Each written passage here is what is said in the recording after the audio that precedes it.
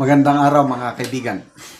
Bigyan natin ng reaction opinion itong post ng 1PH, interview ng News 5 kay Congressman Edgar Erese tungkol sa di umano'y kickbacks na natanggap ni Pangulong Marcos Jr. kay dating Yusek Adrian Bersamin.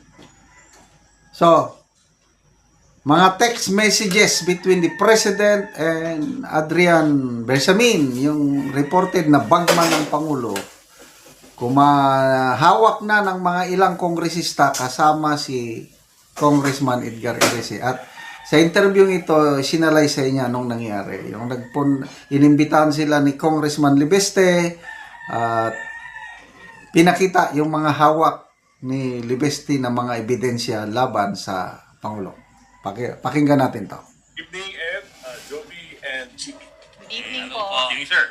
Sir, we understand that nakita niyo mismo itong screenshots daw na nag-uugnay, tama ba? Kay, supposedly between Eden Bersamin and President Marcos. Is that correct? Yes po. Kasi po, ang aming po inimbita ni Congressman Libiste.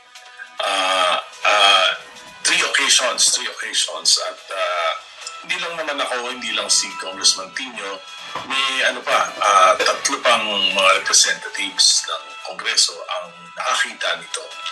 Ito ay nasa kanyang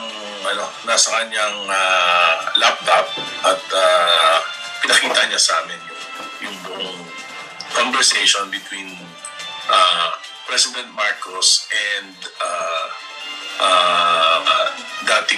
dating PLO Chief Adrian Bersamin, including a parang detailed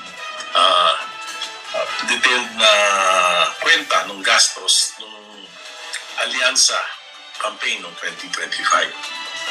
So, explicit po talaga yung messages. Walang coding o mga Wala. secret jargon. May dalawang number, supposedly number ni President Marcos at number ni PLO Chief Adrian Bersamin. Pero sir, these are screenshots or images. Parang parang talagang images. Ang una niya pinakita yung video, yung CCTV kuha yung CCTV na nakunan sa bahay ni Congressman Libiste, kung saan nagpunta bumaba sa sasakyan, punta sa bahay niya sa Taal, Batangas.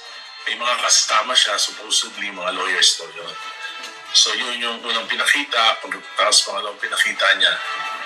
Sabi niya sa amin, noon daw medyo nakauungkat na yung ni Senator Lacson yung mga pangalan ng mga Bersamin, ay natakot sila na maging fall guy, kaya gumawa sila ng affidavit. At doon mismo sa bahay ni Congressman Libiste daw ito ginawa. At may mga naiwan sa kanyang records. Yes, sir. Pero sir, yes, sir. I understand, sir. So these are images of at least alleged screenshots of a conversation between Bersamin and ledgers of expenses. And the president. This is over Messenger, you suppose, or this is over cell phone? May cellphone number. May cellphone. So it's text messages. Yes, text message. But sir, how was anybody able to ascertain that these were really messages captured via screenshotting? Well, yun ang pagkakasabi sa amin ito daw ginawa ni PLO Chief Adrian Bersamin para maging security niya. At na kung siya ay gagawing wala naman, ibig sabihin, nandun yung kwenta. Kasi allegedly, merong mga nakuha mula sa kay Engineer Bernardo at sa customs at sa confidential funds ng Pangulo na ginamit sa alyansa campaign noong 2025. Nakalagay din doon kung saan mga ginasta. Yung binigyan ng contribution, yung mga senatorial candidates ng alyansa, yung binayad sa mga entertainers, yung binayad sa mga ads, marami pang iba.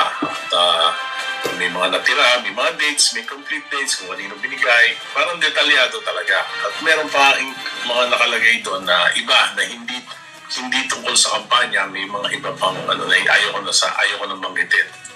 Yes, sir. Yes, sir. Yes, sir. We understand, sir. Of course.